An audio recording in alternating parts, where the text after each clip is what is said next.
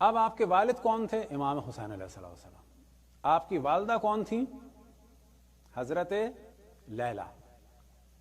آپ کے نانا کون تھے؟ ابو مرہ. نانا کے والد کون تھے؟ عروہ ابن مسعود. حضرت علی اکبر کے نانا کے سگے چچا زاد بھائی کون تھے؟ آپ کو تعجب ہوگا، حضرت مختار ثقفی رضوان اللہ تعالی عنہ، جن پہ آج کل فیشن ہمارے یہاں چلنے والا ہے شاید کہ اب ان کی مذمت بھی ہوا کرے گی مجلسوں میں،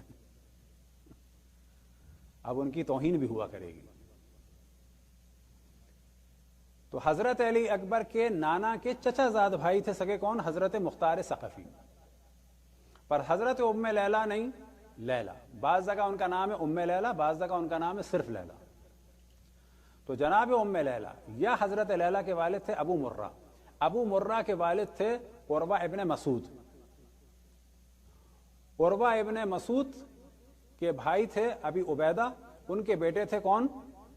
مختار، حضرت مختار رضوان اللہ تعالی علیہ، اور ان کے بیٹے تھے ابو مرہ. تو یہ ان کی رشتہ داری ہے، کیونکہ یہ سب کے سب تھے کہاں سے؟ ثقیف سے، ثقفی تھے. یہ حضرت علی اکبر علیہ السلام بھی اپنی والدہ کے ننہال کی جانب سے کون تھے؟ ثقفی تھے. اب یہ جو ہم نے نام لیا اتنے اوپر تک چلے گئے، جناب عروہ ابن مسعود. عروہ ابن مسعود کے بارے میں یاد رکھیں کہ رسول اللہ صلی اللہ علیہ وآلہ وسلم نے ان کے بارے میں ارشاد فرمایا کہ یہ تمام لوگوں میں سب سے زیادہ شباہت رکھتے ہیں حضرت عیسیٰ علیہ السلام سے.